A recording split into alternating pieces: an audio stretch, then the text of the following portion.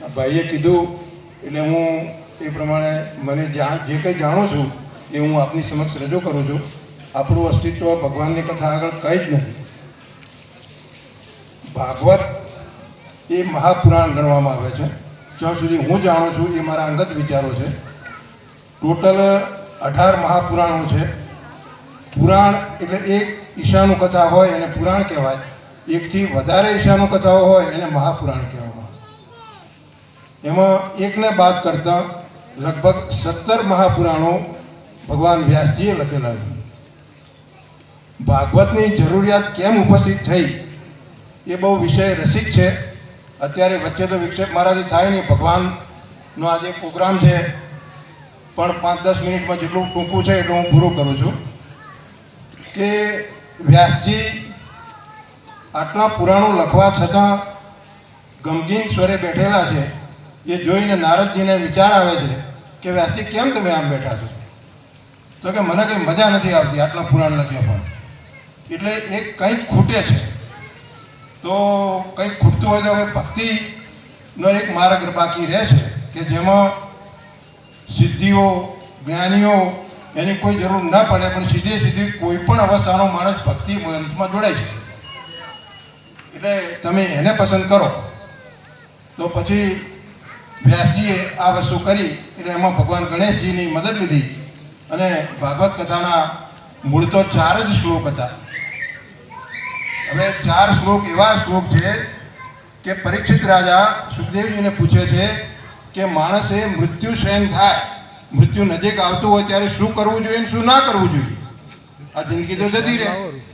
આ સમજાવવા માટે બીજા 17,996 શ્લોક ઉમેરવા પડ્યા અને 17,996 શ્લોકની મદદ લઈ અને ભાગવતની કથા ભગવાન સુખદેવજીએ પરીક્ષિત મહારાજાને સંભળાવી.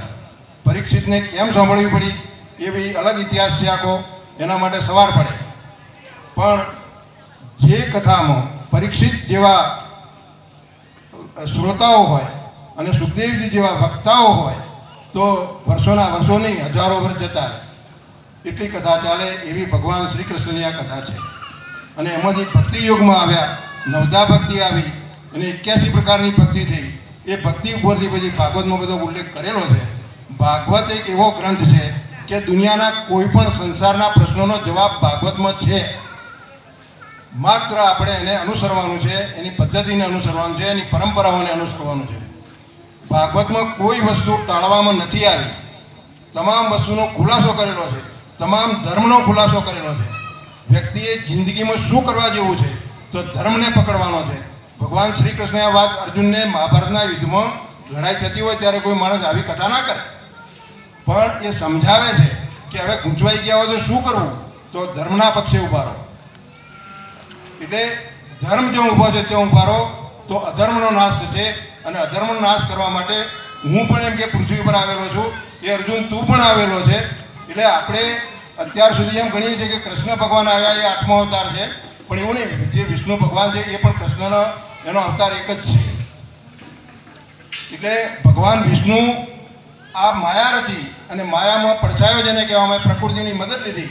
આમ તો ભગવાન શિવ એ 100% પારસ છે, 100% જેને કહેવાય પારસ. પણ એ પાર્વતીના સંપર્કમાં આવે ત્યારે એ રાત થાય છે, પેલો દિવસ છે. એટલે ભગવાન કૃષ્ણને આકાર સ્વરૂપે જન્મદાન પ્રગટ કરવો પડે. ભગવાન જન્મતા નથી, ભગવાનનો અંત પણ થતો નથી, ભગવાન પ્રગટ થાય છે. એટલે તમે આનો દાખલો જોવો હોય તો ભાદરવા મહિનામાં વાદળા બને ત્યારે વાદળાનો આકાર બનતો હોય છે અને આ વાદળા વેરાઈ બી જાય. એમ પ્રગટ થવાની વાત છે. ભગવાન અષ્ટકૃતિમાં અષ્ટભુજામાં પ્રગટ થાય, ચતુર્ભુજમાં પ્રગટ થાય, આ પ્રમાણે પ્રગટ થતા હોય છે. એટલે એ અને આકાર સ્વરૂપમાંથી નિરાકારમાં જતા હોય છે. પણ નિરાકારમાં જતાં પહેલાં આકાર સ્વરૂપ જરૂરી છે, કારણ કે સંસારમાં 1/3 ભાગ સંસારનો છે જે તમે જોઈ શકો છો, જે બધો નાશવંત છે. ઇન્દ્રિયો નાશવંત છે, પણ ઇન્દ્રિયોથી કરેલું કામ શાશ્વત છે. પણ આ જે 3 ભાગનો બાકી રહેલો સંસાર દુનિયા છે એ દેખાતી નથી. આપણી પાસે ચામડાની આંખો છે, આપણે જોઈ ના શકીએ, પણ એને જોવા માટે આધ્યાત્મિક જ્ઞાન જોઈએ. એટલે એને અનુભૂતિ જોઈએ. આજે જે વિજ્ઞાન જુએ છે એ સાબિતી જુએ છે, પણ આધ્યાત્મિક છે એ અનુભૂતિ જુએ છે અને અનુભૂતિથી માણસને ખબર પડી જાય. ઘણીવાર આપણે જવું હોય અને એ માણસ સવારે મળે બસ સ્ટેન્ડ ઉપર, આપણે જવું હોય એને મળે, એને અનુભૂતિ કહેવાય. અને આપણે જવું હોય એને માણસ જતો રહે એટલે એને માટે દુઃખ થયું. સુખ દુઃખ જેવી કોઈ ચીજ આ દુનિયામાં છે જ નહીં.